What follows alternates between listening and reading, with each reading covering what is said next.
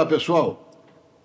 Eu sou o Geraldo Pierotti, presidente do Conselho do Clube do Choro, e por delegação do presidente da diretoria JRL e do vice-presidente Luiz Pires, eu tenho a honra de participar desse projeto Chorocast, Música e Cidadania, Chorocast do Clube do Choro.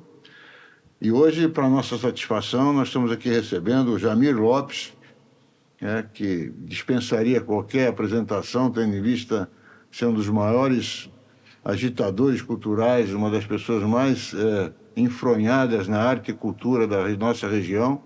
Mas só para eu não esquecer, porque é tanta coisa, eu vou fazer um breve resumo e vou ter que ler, porque não dá para guardar na cabeça, né? Ele é gestor e produtor cultural, com mais de 30 anos de experiência na administração pública, na Prefeitura de Santos, e hoje atua como produtor cultural independente, parecerista, curador e coordenador dos projetos culturais na Baixada Santista, na capital de São Paulo e na Bahia, e em outros estados.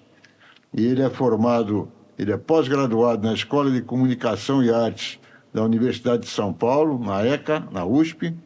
Ele tem o curso de Programa Econômico sobre os setores cultural e criativo brasileiro, da Itaú Cultural.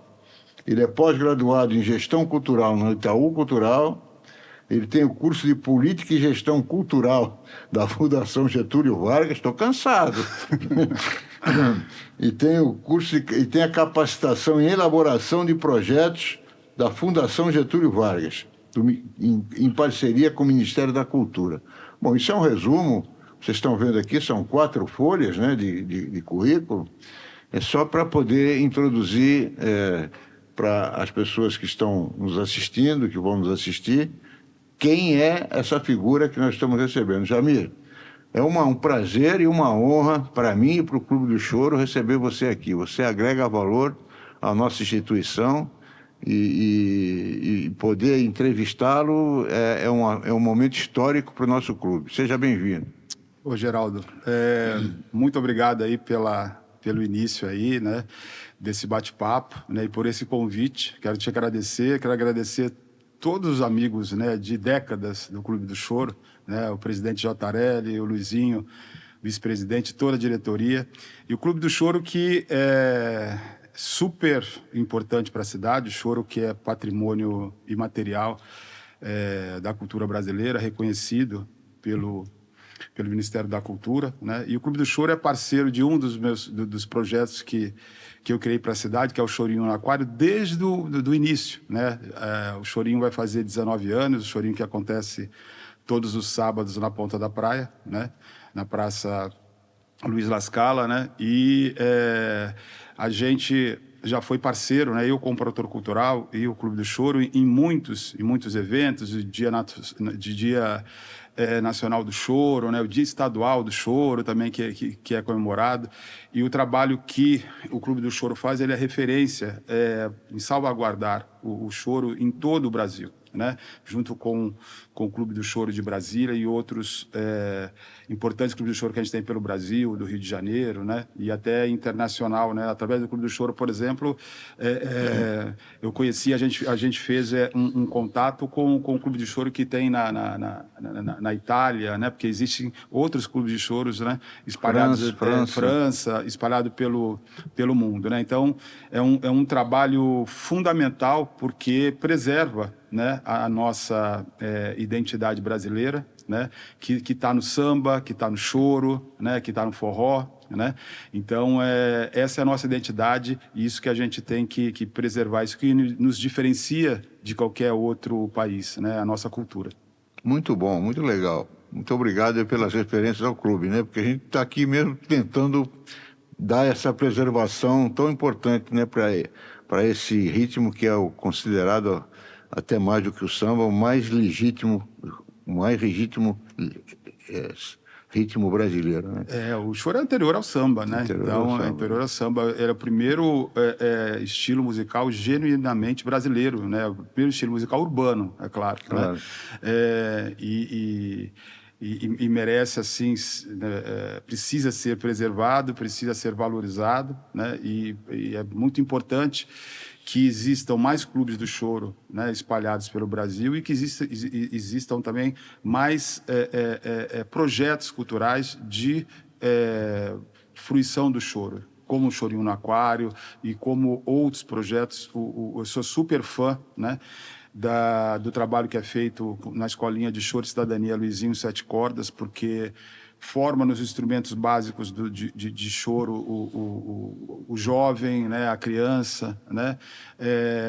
Conheço músicos, né, na cidade que seu primeiro contato com o choro foi através da escola, através das oficinas do Clube do Choro. Então, esse trabalho de formação musical, de iniciação musical, é fundamental, né, para a nossa juventude, né? Como uma atividade paralela à escola formal, né, Pierotti, né? Porque o cidadão a gente constrói, né, desde cedo, né, e motivando que ele, além claro, de se letrar, de estudar as matérias normais de escola, que tem as atividades culturais e as atividades esportivas. Isso acaba sendo importante, né, para a formação de um cidadão, né? Então, e a cultura é fundamental nisso, né? Porque ela valoriza, né, o nosso país, né? O mais patriota das pessoas é quem valoriza a cultura, valoriza os artistas, porque isso é que nos diferencia, Claro. né? Então, quem ama o Brasil ama a cultura. E pegando o gancho que você disse, a escolinha nossa tem revelado até já músicos profissionais, né? Jovens que vieram sem nenhuma noção de musical. Por exemplo, o Cezinha, filho do Macumba da X9, né? Sim. Do Concerto do Samba, que é um cavaquinista e um bandolinista já de mão cheia, que está aí dando alegria para todo mundo que o assiste, né? Sim, e grupos, né, que o Clube do Choro conseguiu formar, né? O quarteto Tétadre, né? O Lucas, né? O pessoal todo, assim, o Choro Negro. Tem grupos que o Clube do Choro ajudou a formar, não só porque os seus componentes, né, estudaram na escolinha de choro e cidadania Luizinho Sete Cordas, mas porque também a sede serviu, né, de local de encontro, de ensaio desses músicos, né? Então, o Clube do Choro também tem essa função de aglutinar esses músicos e ajudar a formar novos grupos de choro, né, mesclando o choro com novos ritmos, com novas linguagens, né? Isso é importante para que esse estilo musical ele acabe crescendo, né, o interesse tanto para o público, tanto para as pessoas mais jovens, né? Legal. Mas, Jamir, fala um pouco do teu início. Você é santista? Sou Tá, santista. conta um pouco da tua escola, onde você estudou, como você viu despertar essa vocação que faz de você uma pessoa tão importante para a cultura, não só de Santos, mas até do Brasil, né? Conta um pouquinho desse micróbiozinho, como é que isso começou?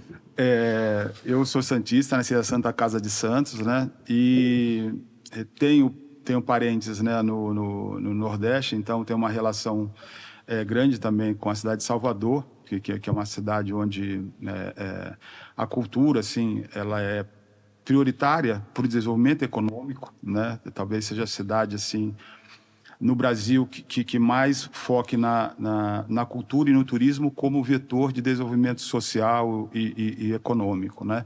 Então, sempre tive essa relação com as duas cidades, sempre morando em Santos. Sempre estudei em escola pública, né? Como, infelizmente, né, grande parte dos filhos, né, sou fruto, assim, de uma família de pais separados, né? Então eu consegui amadurecer, porque nem todo fato ruim, né, acaba tendo consequências ruins, né? Pelo contrário, dizem que cada fato ruim que acontece é porque vai haver alguma coisa de bom, né, em seguida. Então isso me fez amadurecer muito rapidamente, né? E eu tive a sorte de sempre gostar de ler, sempre gostar de estudar, porque quem nasce, né, como eu nasci, né, Geraldo, numa periferia, né? Você nasceu no Marapé? eu cresci no Marapé, nasci no Marapé, Tá. né? Quem nasce com a cor da minha pele, né?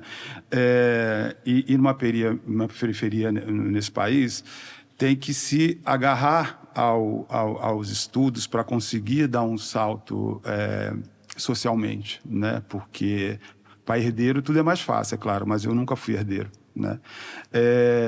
Então, e eu sei da história e sei, né, os preconceitos que existem contra negro, contra pobre num país como o nosso, né? E eu tinha certeza que eu não tinha, eu não iria ter na minha caminhada, Pierotti, sim, ninguém que fosse estar sendo meu padrinho no sentido de, né, porque às vezes também a pessoa tem sorte de achar um padrinho, ou alguém que puxa e tal. Eu sabia que ia ser só por méritos realmente próprios, né, claro, de meu esforço e tal, e assim por diante. Então, cheguei a morar em São Vicente, no Colégio Martim Afonso, e estudei em Martim Afonso, que na época era uma das escolas públicas na Baixada Santista de maior renome. Sim, né? A escola estadual, rivalizava até um pouco com o Canadá, que na época era considerado uma das grandes escolas do estado, né? Sim, e tive a oportunidade, foi muito importante para mim, né, servir a base aérea de Santos. Opa! Né? Foi muito importante porque... Cujo sargento era o Obeide. Isso, o sargento, eu conhecia lá. Que é o nosso diretor e conselheiro fiscal do nosso Clube do Choro, maestro da banda da base aérea. Maestro, isso. Foi importante porque quando se está nessa idade de 18 anos, 19 anos, né, tem muita insegurança, é claro, no jovem, porque não sabe o que será que eu vou ter oportunidade de crescer? Será que eu vou, né, ter minha casinha própria? Vou ter meu, né, enfim, meu carrinho, se a pessoa gosta de carro, né? Morar todo mundo mora, mas assim, eu, por exemplo, não gosto de carro, não tenho carro porque eu não quero. Que nem Flávia Moreira, né? Não, isso, eu não gosto de carro, é assim. Então, é uma opção eu não comprar carro, né? Eu até poderia. Mas, então, nessa idade, a gente fica sempre com essas... o jovem fica sempre com essas dúvidas. E a base aérea de Santos foi fundamental para mim, porque era um grupo heterogêneo de cerca de 300 jovens como eu, e eu consegui me destacar muito rapidamente no meio, e jovens de poder econômico, de origens bem diversos, né? E eu fui o 01 da minha turma, né? E daí escolhi ficar na Polícia da Aeronáutica, né? Você engajou? Isso. Na Polícia da Aeronáutica. No serviço militar, você ficou uns anos depois? Não, eu fiquei só um ano. Só no serviço militar? Eu fiquei só no serviço militar, mas eu fiquei um ano a mais, que o pessoal chama de S1, mas com um objetivo fundamental, assim, porque eu precisava de um ano a mais para poder focar naqueles cursos pré-vestibular, né? Tá. E foi uma época até que eu optei em morar na base aérea de Santos. Por quê? Para eu ter mais tempo e mais foco no estudo. Né? Então, eu parei um ano, assim, eu ia da base aérea de Santos pro curso. Antigamente tinha um curso na cidade, ali na Conselheiro Nebias, que era o curso universitário. Eu passava, assim, por dia, o Pierotti, eu passava lá no curso universitário cerca de 10 horas por dia. Porque eu chegava à tarde e estudava lá, e depois tinha as aulas à noite. E depois ia dormir no quartel. Eu foquei nisso, de não ir para só ficar escola, quartel, escola, quartel. O pessoal chamava antes de quem dormia no quartel de laranjeira, né? O sargento está aqui hoje, e não me deixa mentir e tal.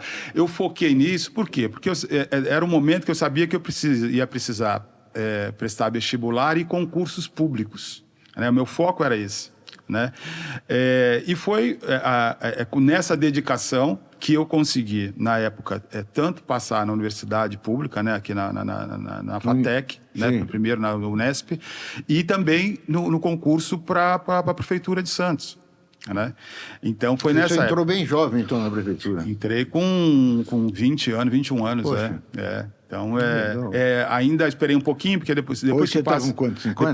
Eu estou com 54. 54. Depois que passa em concurso, demora até, né, poder chamar e tal. Eu trabalhei ainda 8 meses na Embratel, aqui no Canal 3, antigamente tinha o Canal Embratel, né? Deles ali. Daí foi meu primeiro emprego, assim, depois que eu saí da base aérea, foi na Embratel. Em que função? Eu era escriturário, né? Trabalhava... Nada a ver com cultura. Não, nada a ver com cultura. Eu sempre gostei claro, de música, sempre gostei de ir ao cinema, né? A minha mãe, desde quando eu era moleque, a minha mãe... até hoje ela gosta de rever, igual criança, assim, 1000 vezes o mesmo filme e tal. Mas eu lembro quando ela me levava, eu bem pequeno, para ver o Mazzaropi no cinema, eu adorava, né? Na tela grande, assim, né? Os Trapalhões, né? Que é bem da minha época, assim, né? Então eu ia muito, assim, ao cinema por causa da minha mãe. Via, claro, também os filmes na TV, né? Alguns até que eu não poderia ver pela idade, né?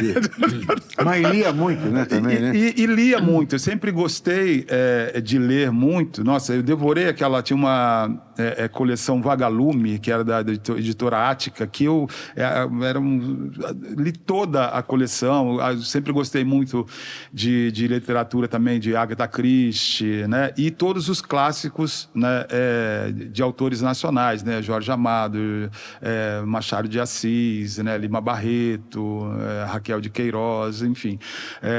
Sempre gostei muito de literatura, de forma geral, e de literatura brasileira, né? Então, Aí você entrou na prefeitura. Eu entrei na prefeitura. A partir da prefeitura... Entrou em que área? Estou querendo descobrir onde é que vem dessa leitura. Então, eu entrei primeiro, eu fui até na Secretaria do Meio Ambiente. Legal. Que era uma secretaria nova e tal. Que não deixa de ser também ligado à cultura, que né? Não deixa ligado à cultura. São coisas de cidadania, coisas de coletivo, né? Sim. E o que me despertou de depois ir para a cultura, assim, menos de um ano que eu fiquei, 2 anos que eu fiquei só, 2 anos que eu fiquei na Secretaria do Meio Ambiente, foi que eu desde de jovem, eu fiz parte de um grupo que o nome era Clube de Castores, né? Como tem... Ligado ao Rotary, né? Ligado ao Lions Club, que é o grupo jovens. de jovens que fazem campanhas sociais, né? Então, desde os 15 anos eu já fazia, paralelamente, eu já fazia parte. Então, eu sempre já desde cedo eu tive essa preocupação, tipo assim, olha, a gente precisa se reunir e fazer alguma coisa para a coletividade, né? Para transformar. Claro. Né?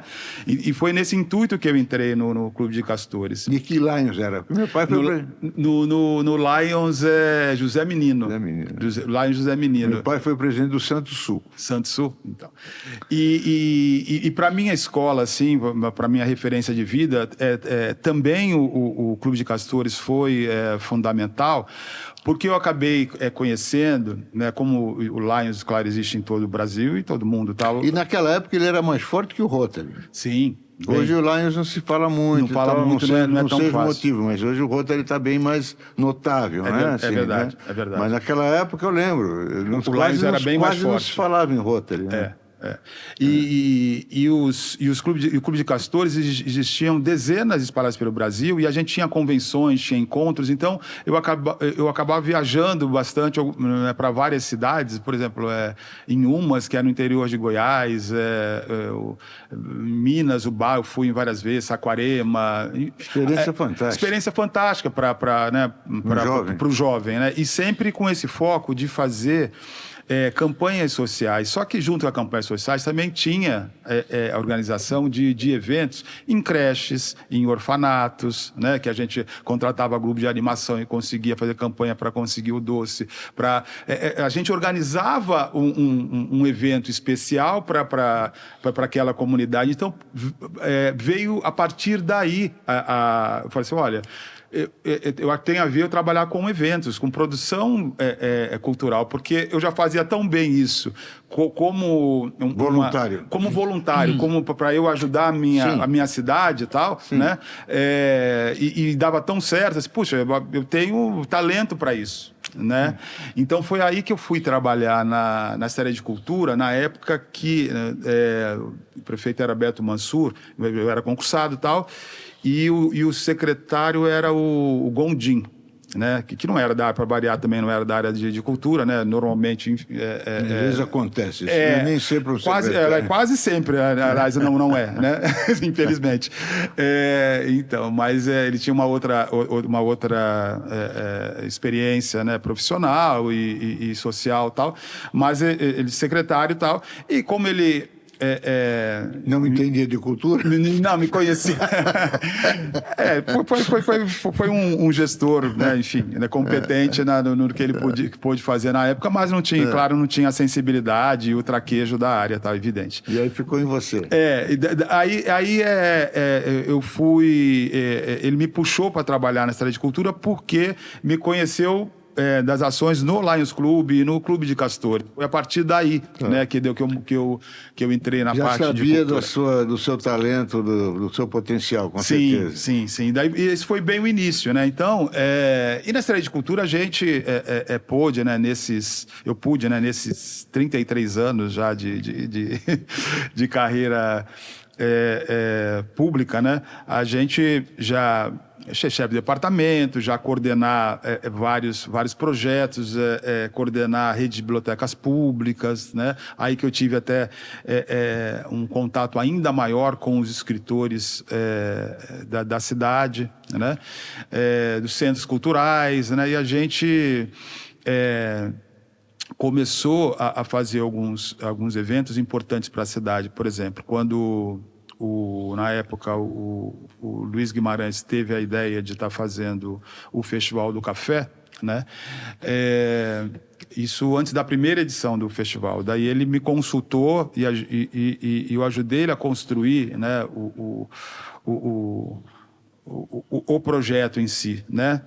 O Guimarães estava aí... Estava no turismo, ele estava no turismo, mas já conhecia, enfim, o meu trabalho na cultura e eu tive sempre uma ótima relação com o Luiz, eu gosto muito do Luiz, admiro muito ele. Estivemos tomando um chopp agora no Paulistânia, terça-feira, junto com o Manecão, com o Flávio Moreira, eles são muito amigos. Eu vi as fotos, uma turma boa, uma mesa de peso ali. Zé Geraldo Barbosa. Isso, Zé Geraldo, que eu gosto muito. Serginho Fernandes Lopes. Sim, uma turma boa. E o Luiz, ele sempre teve esses insights assim, né, importantes para a cidade, muitos estão aí, né, e vão ficar para sempre, tanto do bonde, né, de estar resgatando o bonde para o centro histórico, como também do Festival do Café, foi insight dele, e ele me chamou para ajudar a construir, né, o festival, né. Daí tanto é que... E você estava na cultura. E eu estava na cultura. Daí tanto é que... Ele requisitou você foi a doc ali? Isso. Daí, primeiro eu ajudei ele informalmente. Daí, como deu certo logo no primeiro ano, o Festival do Café, aí foi até uma época que eu fui para o turismo só por causa do Festival do Café.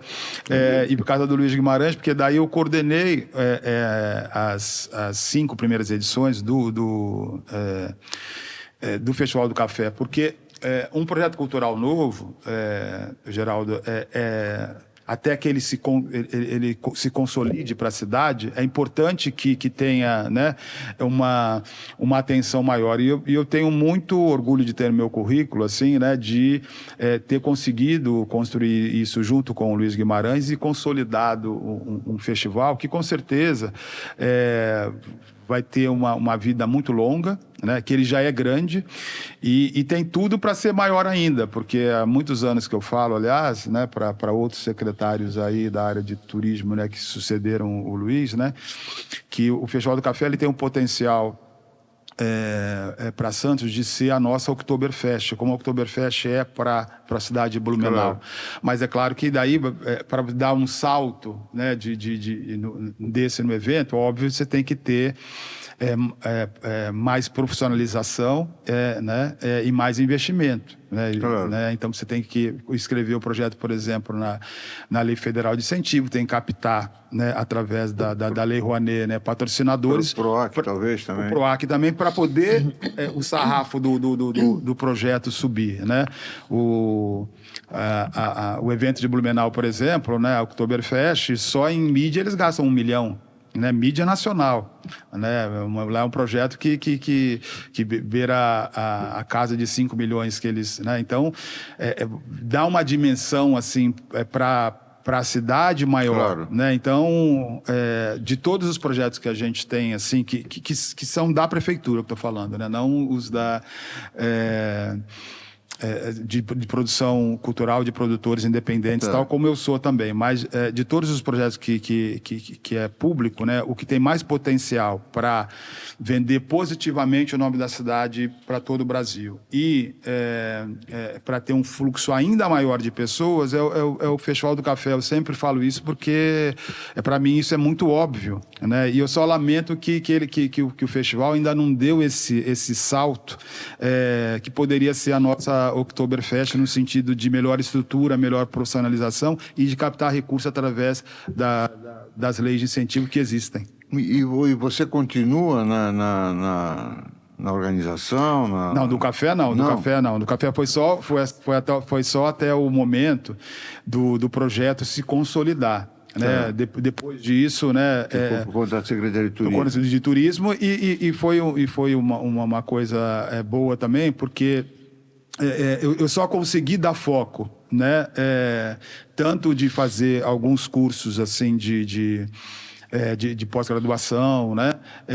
E de focar na minha carreira como produtor independente, quando alguns projetos que eu criei e coordenava da prefeitura, eu consegui passar para outras pessoas, né? Porque o setor público, claro, é muito importante para a cidade, né? Mas ele não dá muita perspectiva de crescimento para quem é concursado, porque normalmente não são os melhores funcionários que são promovidos de uma forma geral, né? Você tem que ter um padrinho, ou então você tem que se sujeitar a coisas que muitas vezes o que não é o que você acredita ou que moralmente você acha correto, né?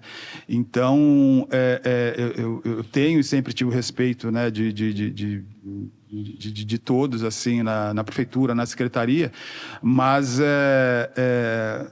nunca fiz determinadas coisas para poder subir ou adular esse ou aquele político. Mas aí também depende, né? Por exemplo, a gente sabe, a gente até ironizou um pouquinho, ambos nós, a respeito de que as pessoas que ocupam, às vezes, as secretarias, os ministérios, não são pessoas da área, né? Mas esse Gondim, por exemplo, teve... Porque, às vezes, a pessoa não precisa entender do assunto, mas ela tem que ter sensibilidade para se valer de bons profissionais ou de bons assessores que conhecem. Então, por exemplo, esse Gondim, a gente sabia que ele não era da área cultural, mas ele teve a sensibilidade de perceber em você uma pessoa que pudesse fazer a secretaria dele brilhar como brilhou. Sim, né? Sim. Então, essas dificuldades de promoção que eu posso imaginar, porque eu sou da iniciativa privada, mas a gente escuta falar muito sobre o poder público, não só municipal, mas estadual e federal. Eu acho que depende muito do gestor, porque mesmo tendo esses apadrinhamentos, aquilo que a gente chama às vezes de aspone, né? Tá certo?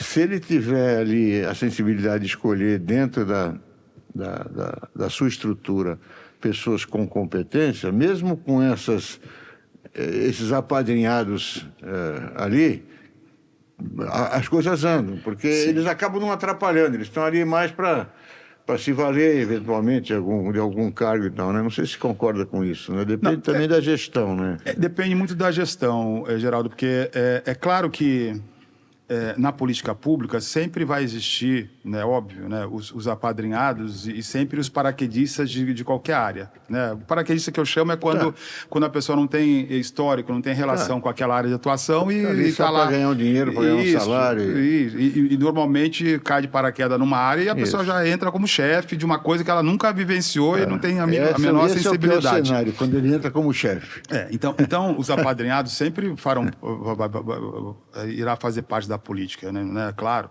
Só que depende muito da característica de cada governo de equilibrar entre os apadrinhados e valorizar os melhores nomes que tem em cada área e que são concursados, né? E daí não é todo governo, toda a gestão, que equilibra isso, né? Tem gestão que coloca só os apadrinhados e se dane nada anda. E se dane quem está lá há décadas, né? E que entende tudo daquele assunto. Claro. Então, é por isso que eu, né, tendo essa maturidade e essa visão, olha, aqui não adianta eu plantar muitos, porque não vai florescer aqui. Então, eu tenho que buscar ser conhecido também como um produtor independente e fazer coisas em Santos como produtor independente. Eu escrever o projeto nas leis de incentivo, eu buscar o patrocínio, eu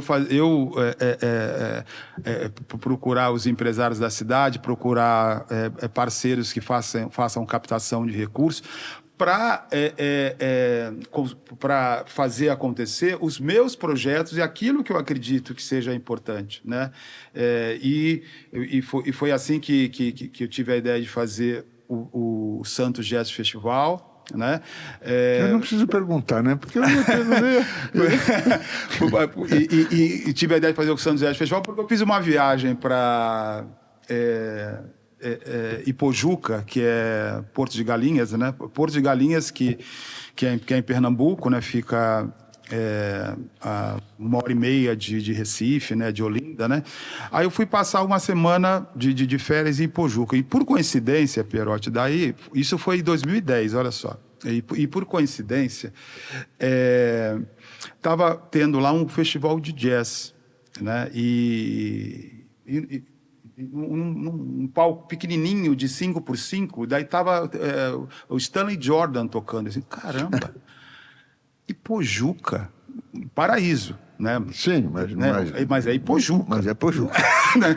Santos não tem um festival de jazz, assim, como assim, né? E eu já trabalhava na cultura, então isso me instigou, né, a estar escrevendo o projeto na Lei Rouanet.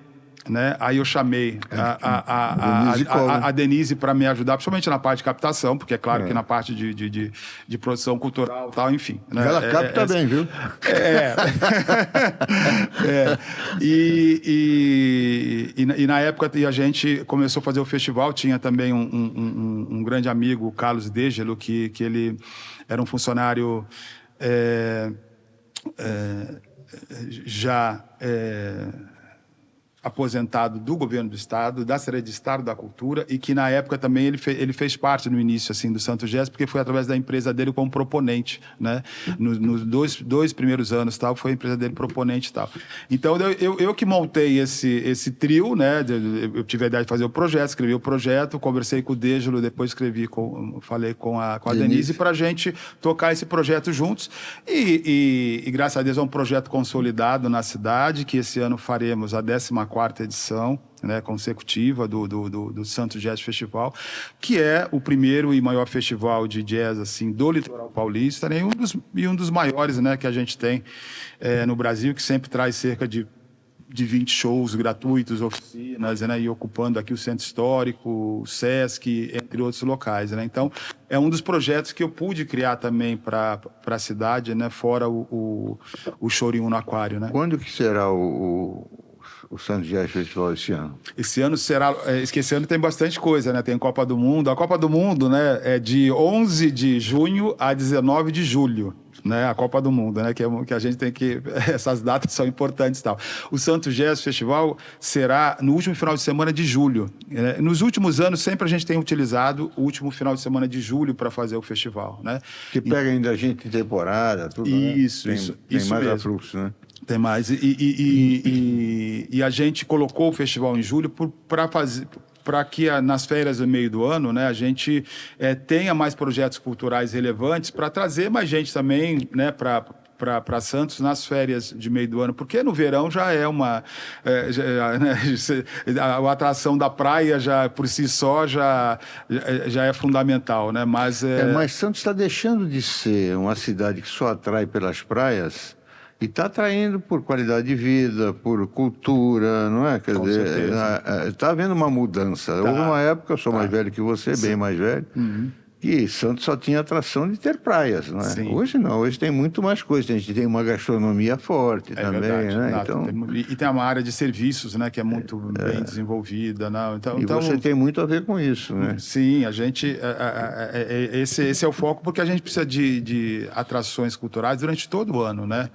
Porque, claro, no verão a cidade, por ter praia, é mais atraente, né? Mas a gente precisa de uma vida, né, social e cultural o ano todo, claro, né? Isso que diferencia a cidade assim das outras.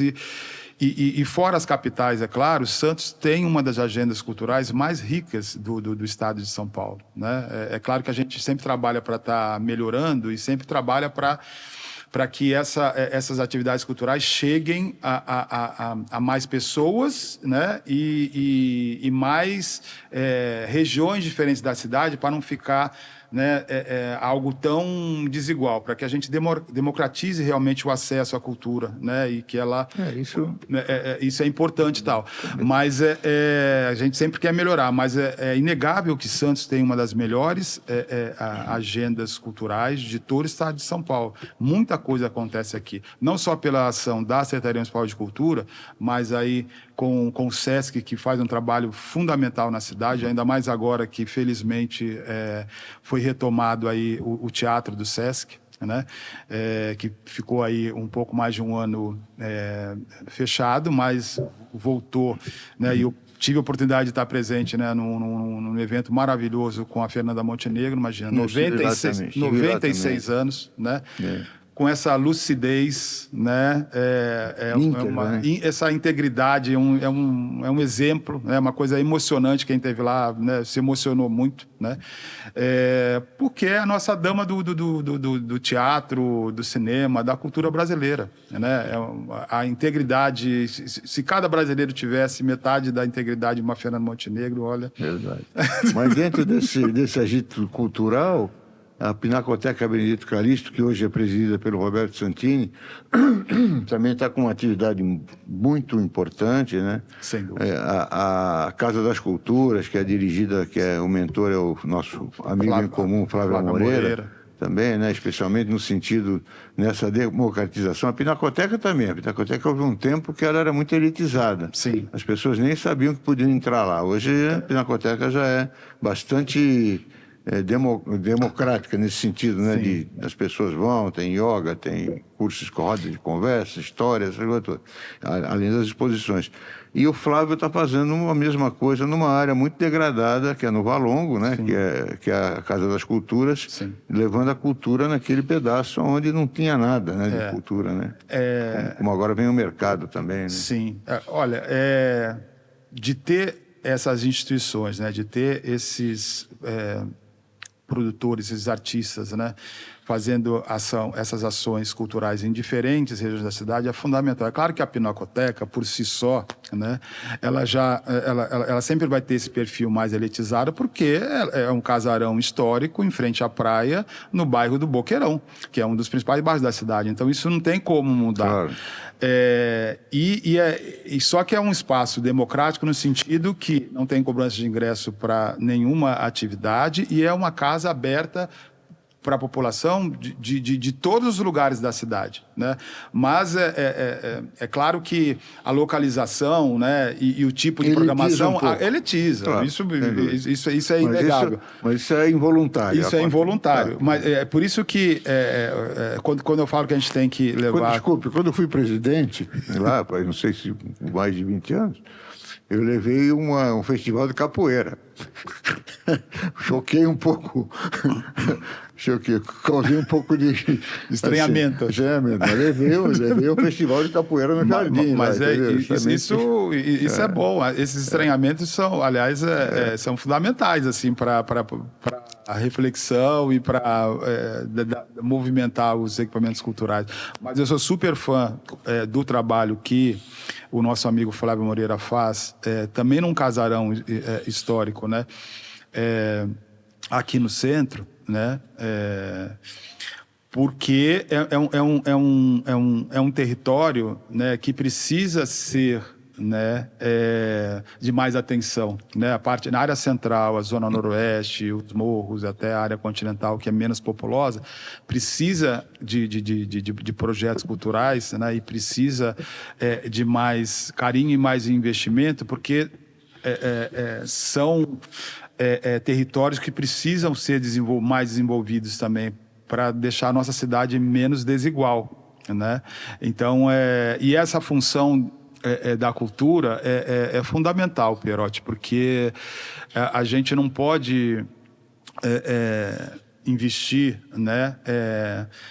Onde a cultura por si só, as pessoas já têm o costume de consumir cultura e têm mais tempo livre.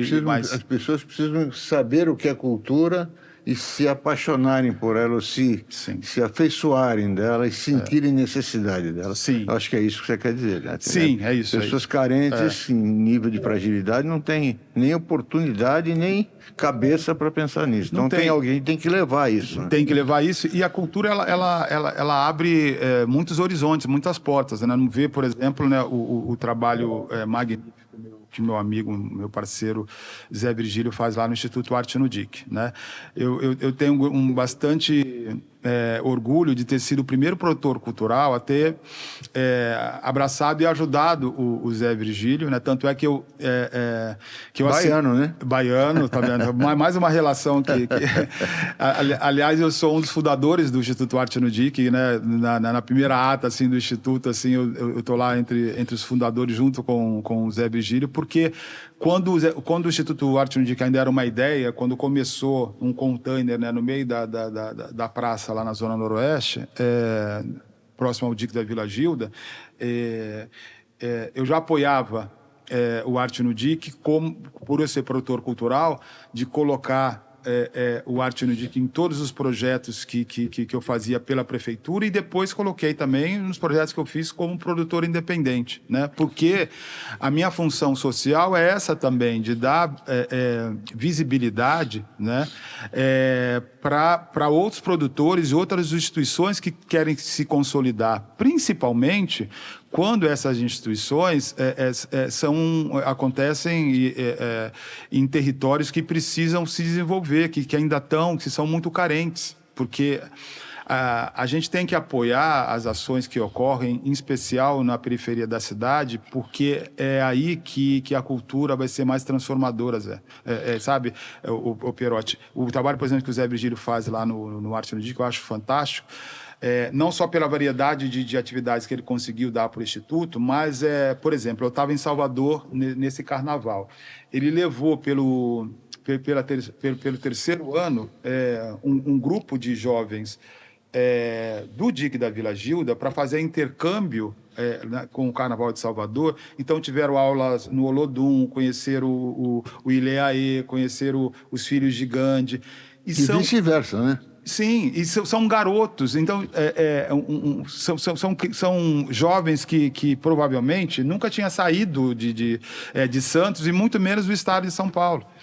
Né? Aí ter esse intercâmbio para um jovem abre horizontes. Né? Não é à toa, tem dois jovens do Instituto Arte no DIC, que eu tive oportunidade até de fazer 2 viagens internacional junto com o Instituto Arte no DIC, né? Ajudando na produção.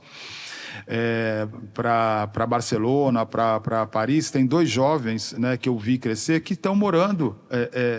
Um mora na França, em La Ciotat, na região ali de Marseille, né, que você deve conhecer. Né?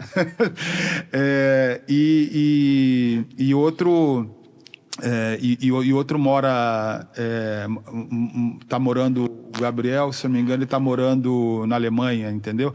Então, tipo assim, já moram na Europa já há muito tempo. Então, tipo assim, através de um projeto, né, de periferia cultural, que trouxe, abriu esse horizonte de possibilidades. Então, eu acredito muito na cultura como ação de transformação social e de dar oportunidades, assim, novas oportunidades reais para jovem, para as pessoas, entendeu? Essa função na cultura é importante também. Pegando daí, o prefeito acabou de entregar uma obra maravilhosa que foi a restauração do mercado, que não será mais um mercado. É um espaço maravilhoso para qualquer atividade cultural. Nessa mesa de chopp com Luiz Guimarães e Flávio Moreira, a gente esteve conversando sobre isso. Quer dizer, ali ainda precisa... É isso aí, é levando um local importante numa área degradada. Mas é preciso ainda dar uma melhorada ali no entorno, para poder chamar a atenção, né? Tem que ter um estacionamento, porque o VLT está passando ali. Sim.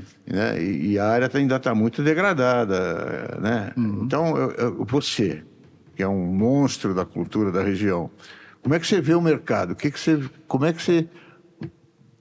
vê para o mercado? O que você projetaria para o mercado? O que você acha necessário?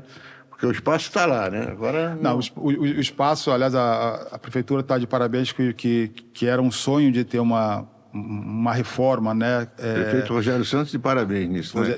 O prefeito Rogério está de parabéns porque realmente focou nessa reforma, né? Ficou muito bonito o espaço, né? E é um espaço que está aberto mesmo, assim, para a cultura e para o turismo da cidade, né?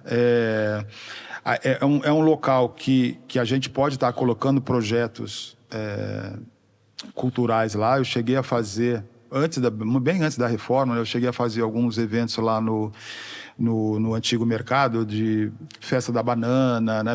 Porque essas festas temáticas, né? Quando é safra de cada um desses produtos, acaba atraindo muito público, né? Porque vai ser festa do morango, você tem uma afinidade de produtos relacionados ao morango, consegue negociar e colocar, claro, o morango num preço mais barato para poder atrair mais. E paralelamente a isso, você faz uma programação de shows musicais, e de cultura de forma geral, para atrair mais gente para lá. Então, vários projetos podem acontecer lá. É claro que o entorno precisa melhorar muito, porque ainda é uma área que ainda tem muitos cortiços, que precisa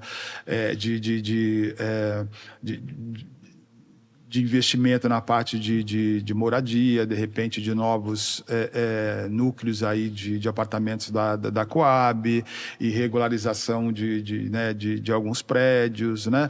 E alguns prédios a prefeitura pode, né, desapropriar.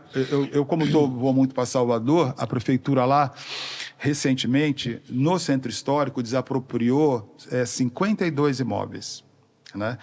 E que são imóveis, é claro, que durante décadas, né, o proprietário não está fazendo nenhuma manutenção, nenhum uso, e para não ser foco, né, de cortiço, de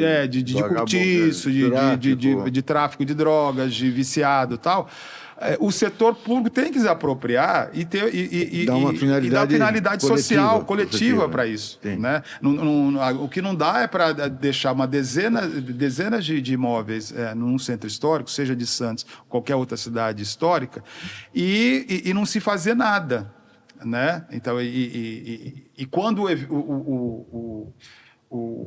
o terreno ainda é da própria prefeitura, aí é pior ainda, ou é do próprio estado, aí é pior ainda, como é no caso daquele espaço da antiga hospedaria do Imigrantes, que ali no Macuco, que há décadas, várias gestões, aí vai ser isso, vai ser aquilo, e até agora vai ser a FATEC, olha, vai ser a Unesp, vai ser... Não, vai ser... tem que dar uma finalidade para isso. Então, mas se você tivesse no poder de decidir, o que você sugeriria, o que você gostaria de colocar ali? É um espaço para eventos ou alguma coisa mais definitiva? Do mercado municipal, você está falando? Sim. Eu acho que as duas coisas podem acontecerem. Assim, esse espaço ele pode ser múltiplo, tanto de ter, Geraldo, eu acho importante... como tem o açougue, tem a parte de hortifruti, né? porque esse espaço ele pode ser tanto um mercado propriamente dito. Mas né? acho que não será, né? Não, mas em parte dele pode continuar sendo. Tá, entendi. Né? Tá. Porque o espaço é muito Desculpa, amplo. eu fiz a pergunta. O espaço é muito amplo. Claro. Né? Parte do espaço pode continuar sendo, mesmo porque naquele pedaço ali, uma que é o histórico do local é ser mercado. Né? Então, tipo assim, também deixar de ser mercado totalmente, né? Você acaba assim mudando muito radicalmente o histórico do próprio espaço. Né? Eu acho que tem como conciliar as coisas, né? De ter parte dele ser mercado, mas ter, como tem lá o espaço que é maravilhoso, que é da fábrica de uma das marcas da cervejaria de Santos, que é Everbril. Isso. Né? Artesanal, né? Que é uma cerveja artesanal tal, e que continue sendo, porque a cerveja artesanal tem um público grande e tem eventos que podem ser criados e que já acontecem referente à cerveja artesanal. Então, eu gosto, no mercado, eu acho que ele tem que ser esse espaço mesmo de ter bares, de ter restaurante, mas continuar em parte sendo mercado. Né? E ser um espaço de evento também. Eu acho que dá para ser híbrido com esse formato. Né? Uma parte dele continuar sendo mercado e outra parte ser um local de eventos e esse espaço da cervejaria artesanal também eu acho que é muito importante ser mantido, porque nós que somos, né, da área de cultura e que gostamos do nosso chopp, a nossa cervejinha e tal, tem um público grande. Em uma cidade do litoral como Santos, cidade quente, né, o pessoal gosta de tomar um chopp de qualidade. Né? Olha aí, prefeito Rogério, olha o seu assessor aí dando uma ideia boa aí para a gente ocupar aquele espaço. Eu gosto mais assim, eu acho que tem que ser um espaço híbrido, né? E como você falou, precisa melhorar o entorno referente à parte de habitação, de cortiços, né? E de estar reformando, que é um local que é ali o ponto ali da Catraia. E ali pode ser um outro ponto. É uma atração turística também, não é? Tanto Pierotti, eu pude fazer um trabalho também. Durante 3 anos, teve um festival aqui em Santos, foi o Festival do Valongo, de fotografia. Sim, meu amigo ali da minha empresa. Né? Isso, meu amigo Iatan Canabrava, que é um dos fotógrafos mais famosos e reconhecidos do Brasil, fez 3 edições desse festival aqui de fotografia, né? Uma das minhas funções, eu trabalhei na produção junto com o Iatan, né, desse festival de fotografia, foi estar levando os fotógrafos, e muitos deles fotógrafos internacionais, né, de outros países e tal, para conhecer o Porto de Santos, mas pela Catraia. Né? Então, eu aluguei algumas catraias e a gente fez o passeio pelo Porto, né? Pela Catraia. Foi uma das ações, uma das atividades do festival que os fotógrafos mais gostaram. Né? Só que é um espaço, a Catraia é um espaço ali que precisa de um carinho maior também, né? Aquele espaço ali, porque tem E ao fazer isso, apelando para o interesse turístico, está fazendo benefício para quem usa a Catraia todo dia. Sem dúvida. Com certeza. Uma transformação de um local, ela não vai deixar, não precisa deixar o uso contínuo dela, que é, claro, de transportar as pessoas entre as 2 ilhas, né? A ilha de São Vicente, ou Guaiaó, né? E a ilha de Santa Amaro. Né?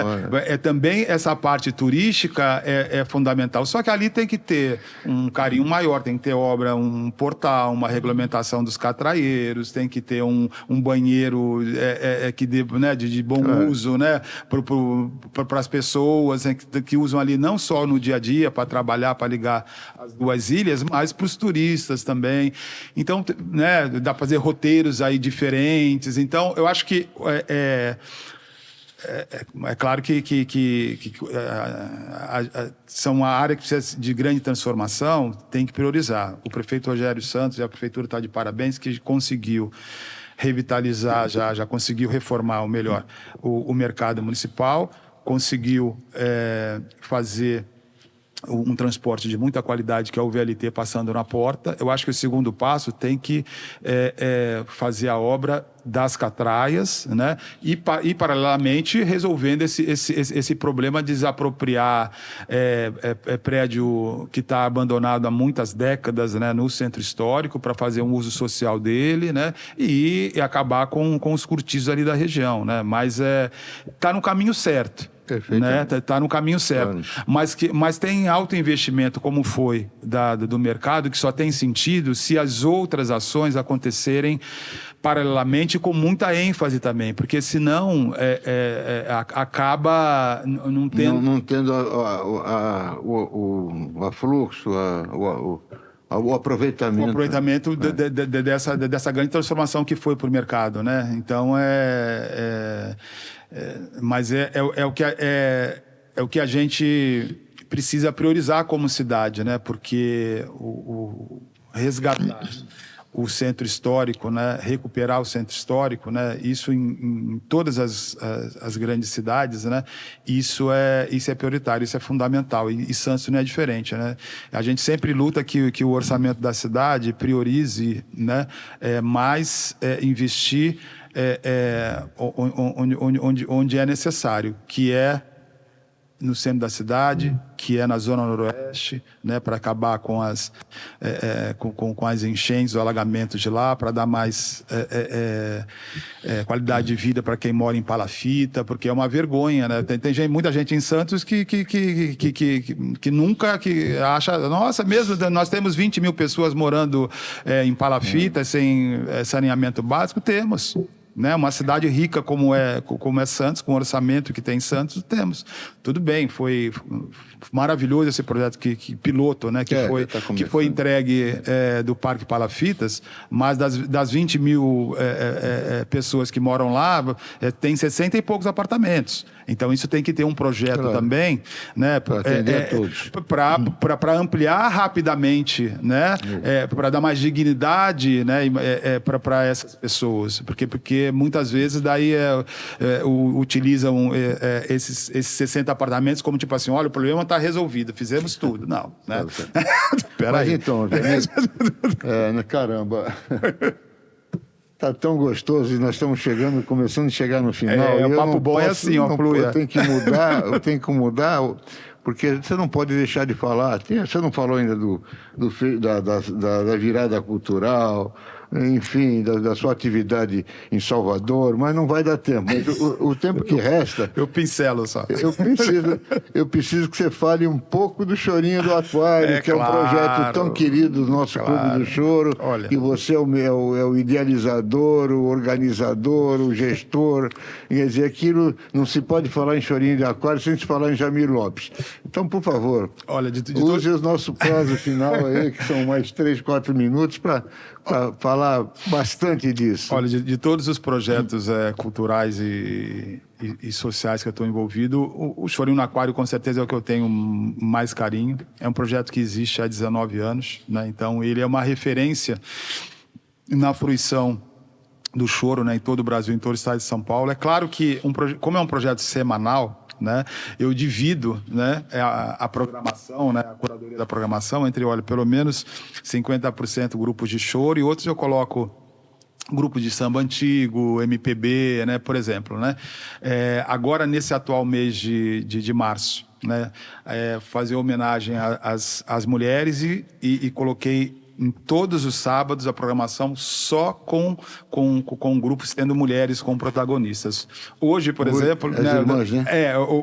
Hoje, as Três Irmãs, né, o grupo Choro das Três, que elas... Mudou de nome em homenagem ao pai, né? Mudou de nome em 2022 para trio Meyer Ferreira, que foi uma homenagem que as meninas fizeram ao pai que elas perderam na pandemia, que era o Covid, grande incentivador, que era o grande incentivador que ensinou música para elas desde pequenas e fez esse caminho do Choro das Três. Então, Choro das Três, né, nesse primeiro final de semana agora, hoje, né, dia 7. No dia 14 de março, o Chorinho no Aquário trará a Santos a Vanique Belchior.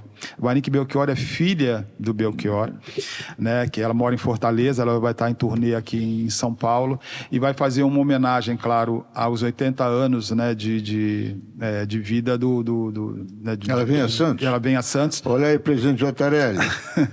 Música e cidadania no Clube do Choro. Já trouxemos o filho do Beto Guedes aqui. Sim, né? Estamos trazendo a juventude, né? Tem a Vanique Belchior, que vai estar dia 14 aqui em Santos, lá no Chorinho no Aquário, né? Aí, depois, no dia 21, a gente tem a Nó Estopa. A Nó Estopa, a Noa, ela é uma cantora, né, de São Paulo, né, que vai estar com o seu grupo se apresentando no Chorinho no Aquário. E no último sábado, dia 28 de março, tem a Hilda Maria e o grupo Choro Cantante. A Hilda Maria, ela é santista, mas mora em São Paulo há muito tempo, tem uma voz maravilhosa, e ela é integrante de vários grupos musicais assim na capital paulista, né? E tem uma carreira já bastante consolidada. Então, o protagonismo feminino a gente colocou nesse mês de março todinho no Chorinho no Aquário. Chorinho no Aquário é um projeto que nos últimos anos eu tenho inscrito na Lei Federal de Incentivo, e eu agradeço muito às empresas portuárias, né? A Santos Brasil, a Transbrasa, né? Bairazão, Claudinho Oliveira. Isso. Inclusive, assim, a Transbrasa foi uma das primeiras empresas a apoiar o Chorinho no Aquário logo nos primeiros anos, né? Eu gosto muito da família Baiardi, né? Tenho um carinho muito, muito, muito grande, assim, pelo Baiardi pai e todos os filhos e netos, né? Então, é uma família que sempre gostou da área cultural e sempre investiu na área de cultura, né? Uma das filhas uma das filhas do Baiardi, inclusive, né, fez teatro, né? Então a gente tem um diálogo muito, muito bom, né? E é bom que a gente tenha esses empresários como você, como o Baiardi, que são empresários da cidade, né? E são o Claudinho Oliveira, que é o CEO da BTP, que da você BTP citou, também. Ele também é muito ligado à cultura, ao samba. Fantástico. Ele é uma pessoa ligada... E a gente precisa desses empresários santistas que tenham essa sensibilidade cultural, social, e que dê sua contribuição assim para, né, para melhorar a cena da nossa cidade. E é importante, nós estamos num momento muito feliz da cidade nesse sentido, porque Santos sempre foi um porto de costa para a cidade e uma cidade de costas para o porto. E de uns anos para cá isso se modificou. As empresas portuárias estão investindo em cultura. A própria autoridade portuária já patrocinou projetos na Pinacoteca. Então, quer dizer, o pessoal percebeu que isso é uma via de duas mãos, né? A cidade tem que saber quanto o porto é importante e tem que aceitar, às vezes, algum sacrifício que o porto traz, né? E o porto tem que saber que não pode ficar de costas para a cidade. Então, isso começou com Sérgio Aquino, no governo do Papa, quando ele criou a Secretaria Municipal de Portos, que era exatamente para isso, né? Isso vem vindo de uma forma... Vem fomentando. E você, da cultura mesmo, está falando. Você falou duas empresas, são empresas do setor portuário. Sempre. E o porto, por ser, né, o maior porto da América Latina, 70% do que é exportado no Brasil passa por aqui, né? Então, é uma forma dessas empresas e dessa riqueza, né, também vir para ajudar a transformar socialmente, né, a nossa cidade, né? Então, e investir em cultura, investir em educação, investir em esporte, dar uma contribuição para a cidade, onde essas empresas têm uma atuação fantástica e têm um lucro fantástico, a gente sabe disso. E que apoiem pessoas como você, com seus projetos, né? Que, infelizmente, não foram todos aqui divulgados. Pessoal, nós falamos de 1/3 de uma folha. Tem mais os 2/3 da primeira folha e mais 3 folhas. Que o papo foi para... Porque a gente ama a cidade de Santos, né? E tem uma visão da cidade também. Daí a gente acabou dando as opiniões assim, referente assim, ao atual estado da cidade, né, e as prioridades que deveriam de ser assim para o futuro na parte social e política. Mas foi um bom papo. Tudo pertinente, foi um porque bom papo. Música e cidadania. Sim. Então, falamos de música, falamos de cidadania. Então, o Jamir, queria agradecer você, em nome do presidente Jotarelli, do Luiz Pires, da diretoria do Clube do Choro, a honra e o privilégio que nós tivemos de tê-lo aqui, né? Você agrega valor ao nosso clube, ao nosso programa, e eu acho que você vai ter que voltar, porque não falamos nem metade do que teríamos que falar. Eu queria deixar a sua mensagem final, por favor, né? E continue sendo essa pessoa tão importante para a arte e a cultura da cidade, que você nos orgulha muito. Saber que você é santista e que você é tão reconhecido nacionalmente, projetos até em Salvador que não foram mencionados aqui, em outras cidades, né? É motivo de muito orgulho para todos nós, né? Não só do clube, mas da cidade. Então, que você continue com essa trajetória brilhante que tanto nos orgulha. As palavras finais são suas. Geraldo, olha, obrigado pelo carinho, viu, pela receptividade, por esse papo gostoso que a gente teve aqui, que passou voando, né? E eu te admiro muito como um cidadão santista espetacular, um empresário de sucesso e também um cara com sensibilidade que tramita na área da cultura, na área do samba, né? Uma família fantástica, né? Filhos muito bem criados, graças a Deus e a vocês, né? E agradecer o carinho do pessoal do Clube do Choro, né? Do Jotarelli, de toda a diretoria, do Luizinho, né? E que vamos continuar sendo parceiros. Olha que é o Almanaque do Choro, hein? Peraí, deixa eu... Você continua. É o finalzinho. Que é isso? Ó, tem um CD ali, o Almanaque do Choro, que eu vi na mão do mestre aqui. Esse é uma lembrança do Clube do Choro para você. Foi recentemente lançado com músicas de autores santistas. Ó, que maravilha. E eu tenho a felicidade de ter o único choro que eu fiz na vida, também está aqui. Mas não fui eu que... Isso é coisa da diretoria. Então, estou trazendo para você, para você ouvir um pouquinho. Que capa bonita, hein? São todos artistas, são todos compositores de Santos e gravado aqui em Santos, com músicos de Santos também. Só fera aqui, ó, Geraldo Pierotti, Dadinho, Luizinho Sete Cordas, Gentil, Zé Barbeiro, Alexandre Benise. É isso aí. Olha, muito bom, hein? Olha, obrigado. E como é importante o fomento da cultura, né? Esse projeto aqui foi com apoio do Projetos Culturais Independentes, ou seja, do Facult, 10º Facult, e Facult que você atua. Que eu atuo também, porque eu atuo pela Secretaria de Cultura como parecerista, né, de projetos culturais. Então a gente analisa os projetos, dá nota, escolhe os projetos que vão ser contemplados aí para várias ações culturais que acontecem na cidade. E parabéns ao Clube do Choro, que ele continue ativo, né? Eu sei que não é fácil, porque são todos voluntários, né? O pessoal todo da diretoria e usa do seu tempo livre, né, para se dedicar para uma ação cultural transformadora muito importante para a cidade. Obrigado aí ao trabalho aí, pessoal do Clube do Choro, hein? Abraço. Obrigado você, Jamir. Pessoal, muito obrigado pela atenção de vocês. Esse é o projeto do Clube do Choro, Chorocast, Música e Cidadania. Continue nos prestigiando, porque, como disse o Jamir, somos todos voluntários e o que nos engrandece e nos gratifica é a sua atenção e a sua audiência. Um abraço a todos e até o próximo Chorocast.